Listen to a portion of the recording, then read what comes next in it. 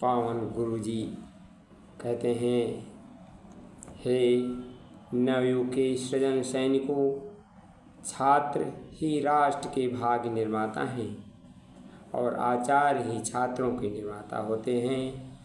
भारतीय संस्कृत के विश्वव्यापी होने का श्रेय आचार्यों, ऋषियों और शिष्यों को ही दिया जा सकता है, क्योंकि जिनका चरित्र उज्जवल हो, उनका चिंतन श्रेष्ठ हो, जो त्यागी और तपस्वी हों, वे ही दूसरों के चरित्र का निर्माण कर सकते हैं।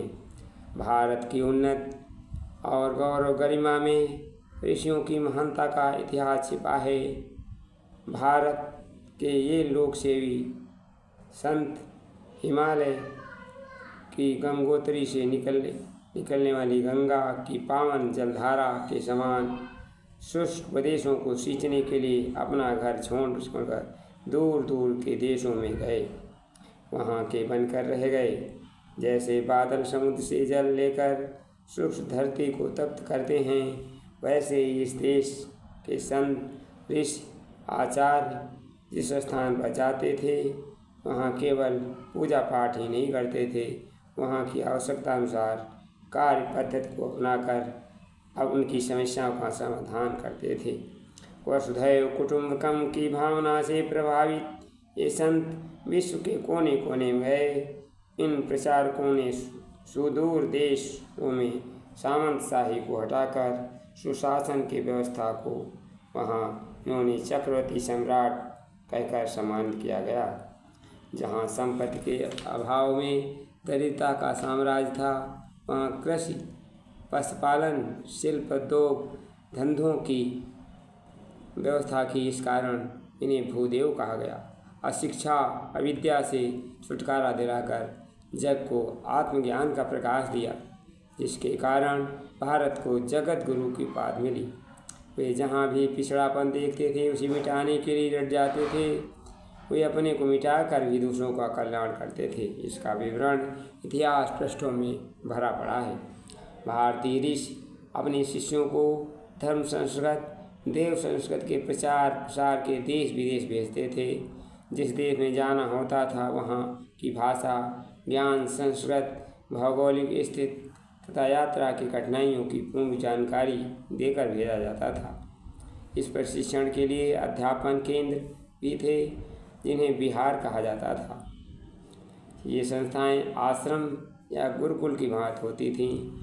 विक्रमशिला, नालंदा, औदतपुर आदि 108 प्रशिक्षण केंद्र थे, जिनका संचालन ये आचार्य करते थे।